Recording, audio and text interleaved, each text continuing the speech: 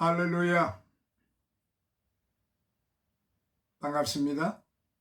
늘 함께 해주시는 우리 믿음의 형제 자매님들, 해외에 계시는 우리 동포 여러분, 함께 하시는 우리 믿음의 성도 여러분, 그리고 국내에서 우리 많은 목사님들, 장로님들, 권사님들, 집사님들, 여러 우리 형제 자매님들이 함께 해주셔서 참으로 감사한 마음으로 늘 참 기쁜 마음으로 진행을 하고 있습니다.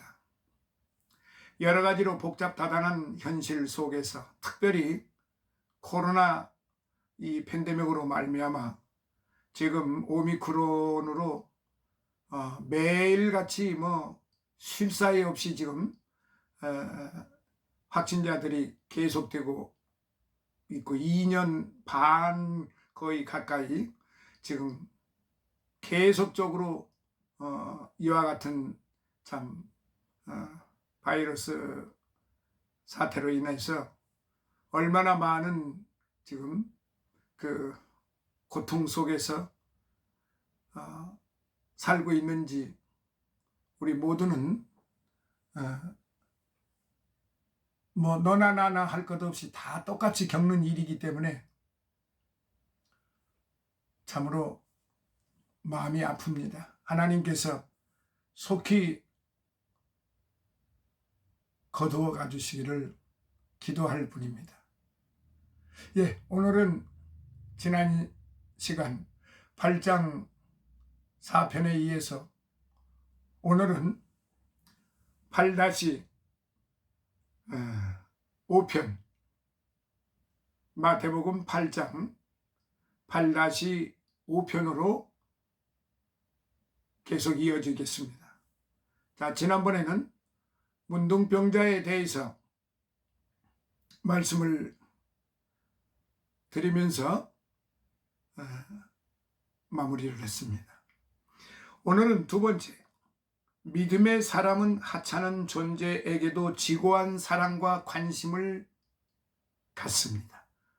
5절로부터 13절이요. 하나님 앞에서는 귀한 사람도 천한 사람도 없이 모두가 다 똑같이 존귀한 존재인 것입니다. 왜냐하면 모든 사람은 거룩하신 하나님의 형상대로 지음을 받았기 때문에 그렇습니다. 그래서 누가 더 귀하고 누가 더 천하다고 말하는 것 자체는 성경적이 아닌 것입니다. 성경으로 볼 때는 모두가 다 하나님의 백성들이요, 그리고 귀한 사람들인 것입니다. 대통령이라고 해서 더 귀한 것이 아니고 농군 어부라고 해서 더 천한 것이 결코 아닌 것입니다. 사람들은 그렇게 차별을 하지만 하나님은 결단코 차별하지 않으십니다. 하나님 앞에서는 귀한 사람도 천한 사람도 없기 때문에 그렇습니다. 모두가 똑같이 존귀한 존재들이요, 하나님 보시기에 좋았던 사람들이기 때문에 그렇습니다. 왜냐하면 모든 사람은 거룩하신 하나님의 형상대로 지음을 받았기 때문에 그렇지요. 또 그러나 동서고금을 막론하고 세상에는 지위 고하가 있고 그 신분에 엄격한 차별이 있는 것이 사실이에요. 이런 현상은 고대 사회일수록 더욱 심하였습니다. 따라서 예수님 당시 사회라에서 예외일 수는 없었던 것입니다.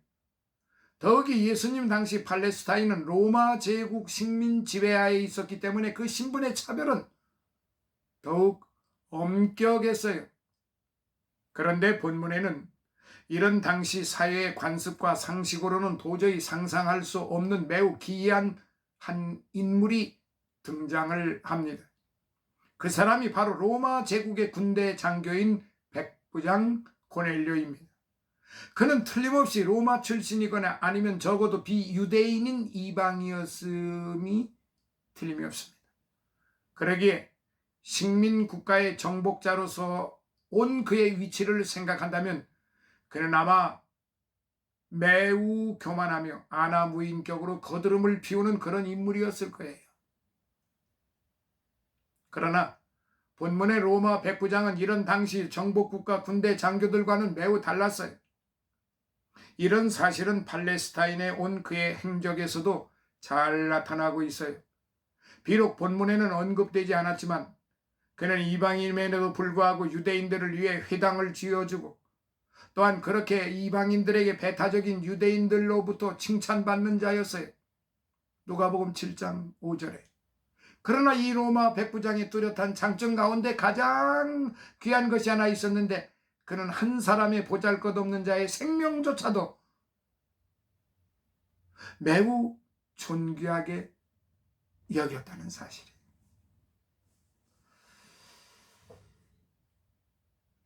즉, 이 로마 백부장은요, 자기 하인 중 하나가 중풍병을 앓자 이 하인의 병을 고치기 위해 몸소 예수님을 찾아갔다는 사실이에요. 있을 수 없는 일이 생긴 거죠.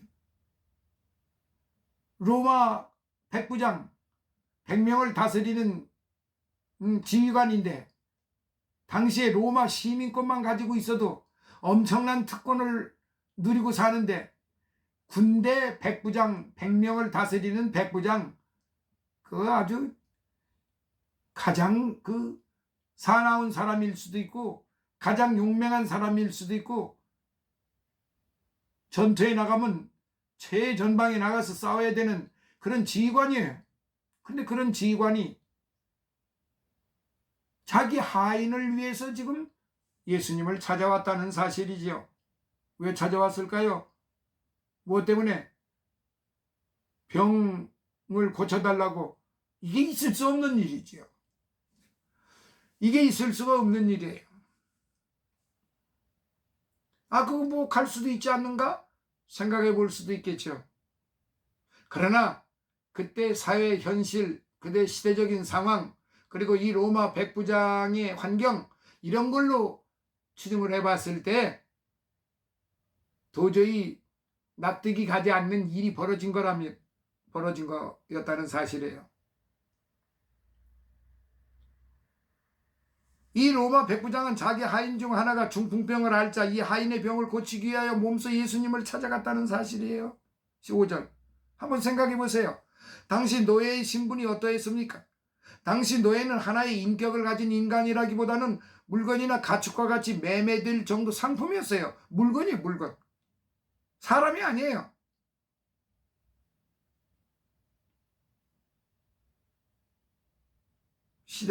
그때 그 시대의 상황입니다. 게다가 노예의 생명은 주인의 소나기에 달려있어 주인의 기분에 따라 하루 수십 명의 노예가 떼죽음을 당하는 건 다반사였어요. 비근한 예로 AD 60년경 로마 원로원이 노예 한 사람에게 피살되자 그 형벌로 그 집에 노예 400여 명이 무더기로 살해된 것은 당시 노예의 위치를 단적으로 보여주고 있는 사건입니다. 아무튼 이런 보잘것없는 한 명의 노예를 위해 이 로마 백부장은 몸소 예수님을 찾아갔다는 사실이죠. 사랑하시는 성도 여러분, 게다가 여기 본문에 나타난 백부장의 겸손한 모습을 한번 보세요. 그가 주님을 자신의 집으로 초청하지를 않고 몸소 주님을 찾아간 것만 해도 부족하여 그는 주님께서 직접 자신의 집으로 와서 하인의 중풍병을 고쳐주시겠다는 말씀도 극구 사양했어요. 직접 백부장의 고백을 한번 들어보자요. 주여 내 집에 들어오심을 감당치 못하겠사오니 다만 말씀으로만 하옵소서. 그러면 내 하인이 낫겠습니다. 8절에. 그렇다면 어찌하여 로마 백부장은 이런 보잘것없는 한 명의 하인을 위해 카지네를 쓰며 또한 이를 위해 주님 앞에서 온갖 겸손과 지극한 예의를 갖추었을까요? 우리는 그 해답을 예수님의 말씀 가운데서 분명히 찾을 수가 있습니다. 내가 이스라엘 중에서 이만한 믿음을 만나보지 못하였노라. 10절. 내가 이스라엘 중에서 이만한 믿음을 만나보지 못하였노라. 그렇습니다.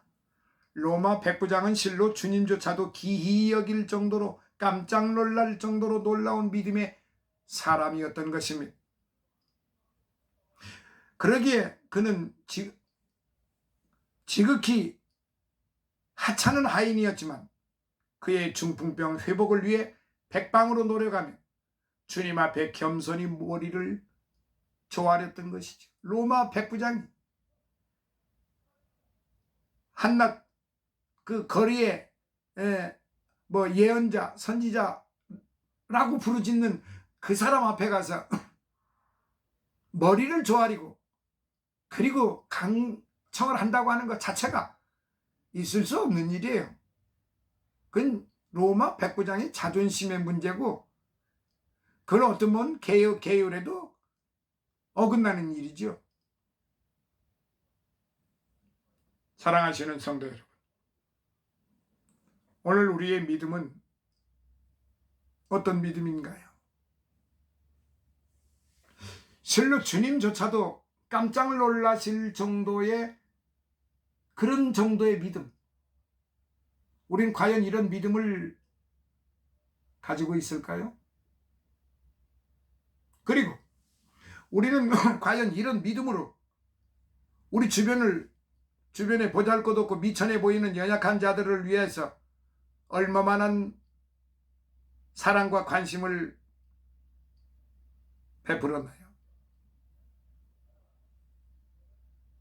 부끄럽기 짝이 없는 일입니다. 이 로마 백부장에 비하면 우리는 참으로 지금까지 예수 믿는다고 목사라고 장로라고 권사라고 집사라고 수십 년 동안 신앙생활을 하면서 과연 이 백부장 한 사람처럼 이 백부장처럼 이러한 믿음을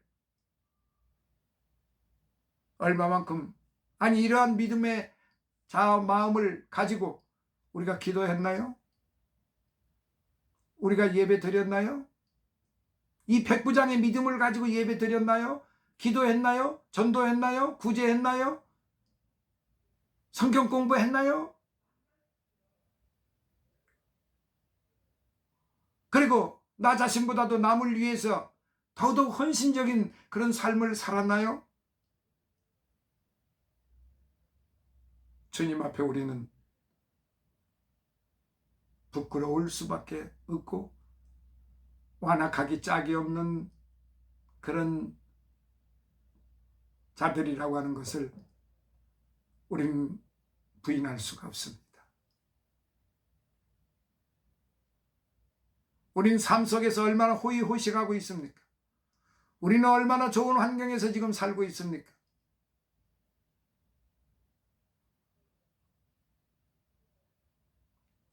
자, 세 번째 14절로부터 16절.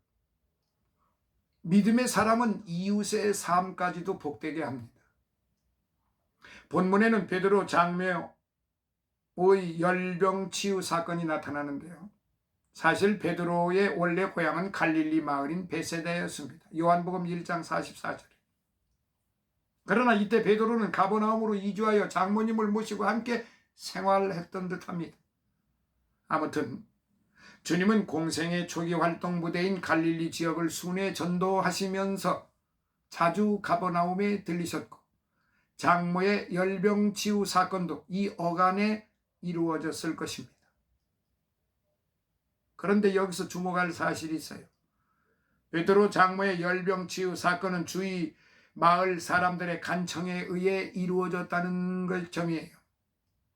비록 본문에는 이런 사실이 언급되지 않지만 병행 구절인 마가복음 1장 29절과 31절, 누가복음 4장 38절부터 39절에 보면 이런 사실이 분명하게 언급되고 있어요.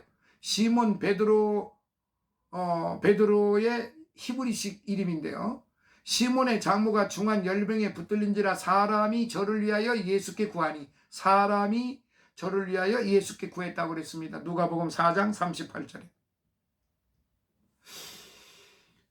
이처럼 매우 평범하여 얼핏 지나치기 쉬운 이 한 구절은 우리들에게 매우 중요한 교훈을 시사해주고 있습니다. 즉 그것은 믿음의 사람은 앞에 언급되었던 문둥병자와 같이 자신의 인생 문제를 해결하는 놀라운 축복을 받기도 하지만 결코 그와 같은 상황 속에서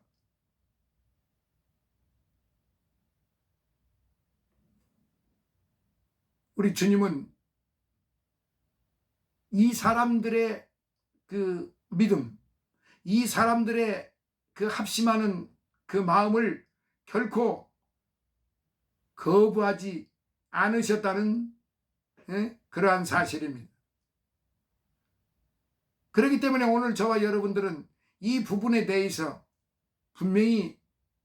분명하게 알고 가야 돼요.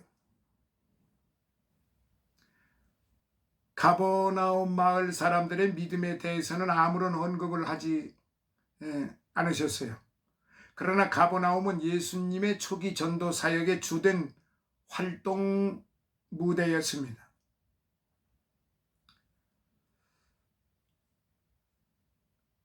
믿음의 사람들은 앞에 언급된 그 문둥병자와 같이 자신의 인생 문제를 해결하는 놀라운 축복을 받기도 하지만 여기 본 사건과 같이 어렵고 딱한 처지에 있는 이웃의 삶을 복되고 윤택케 하는 놀라운 능력을 갖는다는 사실이에요.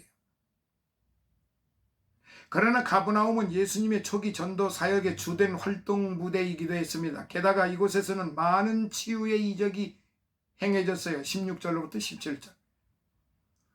따라서 가버나움 사람들이 주님의 복음 전도 활동을 통해 큰 믿음을 갖게 되었으리라는 점은 명약관항합니다. 그러기에 이 마을 사람들은 예수께서 가버나움을 방문하신 기회를 이용하여 베드로의 장모가 열병을 앓고 있다는 사실을 주님께 아뢰고 주님께서 그 열병을 치유해 주십사고 간구하였던 것입니다.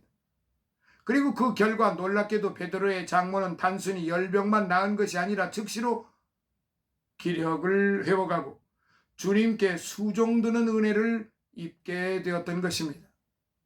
뿐만 아니라 이 소문이 주변 마을로 널리 퍼져나가자 이 소문을 들은 많은 사람들까지도 주님의 은혜를 사모하며 주님에게로 몰려들었던 것입니다. 16절 17절. 이와 같이 가버나움 주민들의 믿음의 간구는 베드로의 장모의 열병을 낫게 하며 또한 베드로의 장모 완케는 곧 주변 마을 사람들을 복음으로 인도하는 놀라운 결과를 가져오게 된 것이지요. 그렇다면 사랑하시는 성도 여러분, 지금 당장 우리 마을에서부터 그리고 작은 일에서부터 이런 놀라운 믿음을 실행에 옮겨보지 않으시렵니까? 아멘으로 화답을 하시면서 많은 것을 한꺼번에 하려고 생각하지 마시고 가장 작은 것 하나로부터 시작을 해서 주님이 기뻐하시는 그러한 삶을 이어가신다고 하면은 우리 주님이 얼마나 기뻐하시겠습니까? 그래서 제가 지금까지 세 가지로 지금 문둥병자, 백부장 고넬료, 베드로의 장모 이 세 건에 대해서 쭉 지금 다시 앞전에 제가 말씀드린 것처럼 다시 제가 살펴보았잖아요. 그래서 이 부분에 대해서 이제 결론적으로 말씀을 드리면 사실 우리 주님은 하나님과 더불어 천지 만물을 창조하셨을 뿐만 아니라 사망 권세를 깨뜨리고 부활하신 전능하신 하나님이시잖아요. 그러기에 우리 주님께서는 어느 것 하나 원하시기만 하시면 능치 못하신 일이 없으신 거죠. 그럼에도 불구하고 이런 능력의 주님을 구세주로 모시며 섬기는 우리 성도들이 세상에 실패하고 근심하며 승리의 삶을 살지 못하는 이유가 또 무엇이겠습니까? 불신이고 불순종이고 그리고 그 부조리한 조화의 삶을 살아갈 수 밖에 없기 때문에 이렇게 말을 하시겠지만은 부조화의 삶이 오늘 우리를 불신자로 불순종자로 만들어 놓는 것입니다. 우리는 과연 여기 본문의 문둥병자와 같이 사회의 관습과 자신의 인간적 한계를 뛰어넘어 모든 사람들의 비난과 심지어 죽음까지도 각오하고 주님께 담대히 나갈 그런 믿음이 있느냐 말입니다. 아니면 본문의 백부장처럼 주님께서도 기여길 놀랄 만한 그런 믿음이 있냐 말입니다. 진실로 이런 놀라운 믿음만이 주님이 우리 위에 준비하신 이 땅의 놀라운 축복을 소유하게 하는 힘이요 원동력이 됨을 우리는 분명히 알아야 합니다. 그렇습니다. 진실로 믿음만이 연약하고 무기력한 삶을 강하고 폭발적인 삶으로 만들어주는 힘의 근원이 되기 때문에 그렇습니다. 사랑하시는 여러분, 이제 18절로부터 22절 여기에서 두 제자의 간청이 나오고 또 주님을 따르는 자의 각오가 무엇인가를 우리는 돌이켜봐야 됩니다. 예수님 당시 팔레스타인에는 세 개의 종파가 존재했어요. 그것은 바리새파와 사두개파 그리고 성경에 직접 명시되지 않은 에세네파였습니다. 열심당과 헤롯당은 종교적이라기보다는 정치적인 성향이 짙었습니다. 그리고 이들 종파의 일원이 되기 위해서는 각 종파가 요구하는 엄격한 기준을 반드시 준수해야 했습니다. 그러나 사두개파의 경우 대부분은 레위 지파 출신의 제사장들로 구성되었고 이들은 당시 유대 사회의 귀족 계급을 형성하고 있었습니다. 또한 그 신학적 성향은 예를 들면 모세 오경의 권위만을 인정하고 천사와 사단, 부활과 내세 등의 영의 세계를 부인하는 그러한 파가 사두개파였습니다. 그리고 매우 자유분방하여 대개 유대 평민들에게도 매우 친숙하지 못했어요. 그런 반면에 바리새파는 여기에는 규율이 매우 엄격한 샴마이 학파와 다소 규율이 너그러운 힐렐 학파의 두 주류가 있었는데요. 당시 유대 사회에서는 인정받는 전통적인 신앙 노선을 가지고 있었습니다. 일반적인 의미에서 유대교라 하면 대개는 바리새파의 신앙 노선을 가리키는 겁니다. 그리하여 많은 식자층 유대인들이 이 학파에 가입하고 그 추종자들이 되었지요. 그런데 바리새파에 속한 자들, 당시 대개 유대인들이죠. 이 바리새파에서 요구하는 규율에 철저하게 복종해야만 했습니다. 예를 들면은 먼저 가정에서는 자녀들을 율법에 따라 엄격하게 양육시켜야 했고, 즉 3살 때는 옷을, 즉 이는 여호와의 계명을 기억한다는 상징적 의미를 가지고 있었는데 이 옷슬이 달린 옷을 입히고 마태복음 23장 5절에 참고해 보세요. 5살 때는 쇠마를 암기시키며 신명기 6장 4절 그 다음에 10살 때는 미시나 율법 해석서를 교육시키고 12살 때는 경문을 몸에 붙이고 마태복음 23장 5절에 그리고 18살 때는 게마라 미시나 해석서를 교육시켜야 했습니다. 이뿐 아니라 바리새파의 일원이 되기 위해서는 철저히 구제와 선행, 즉 가난한 자와 고아, 과부에게 힘써야 했습니다. 예수님 당시 바리새파의 지도자들이 주님으로부터 종종 비난을 받은 것도 이들이 구제와 선행에는 힘쓰되 이를 외식적으로 행했기 때문이었습니다. 아무튼 바리새파의 제자들이 되기 위해서는 이런 까다롭고 엄격함이 요구되었지요. 그런 반면 당시 에세네파의 규율은 바리새파보다 더욱 극단적이고 보수적이었어요. 실로 에세네파에 가입하기 위해서는 사회로부터 격리되어 공동으로 은둔 생활을 해야 하며 결혼을 포기하고 평생 정결의식과 기도, 경전, 연구 등 수도적, 금욕적 삶을 살아야 했습니다. 그리고 이들은 어떤 모양으로든지 안식일에는 일하는 것이 금지되었고, 바리새파의 경우 안식일에 소가 구덩이에 빠지면 사람이 끌어낼 수는 없었지만 다리를 놓아주어 소가 스스로 올라오게 하였다고 합니다. 그러나 에세네파에서는 이 모든 것이 금지되었습니다.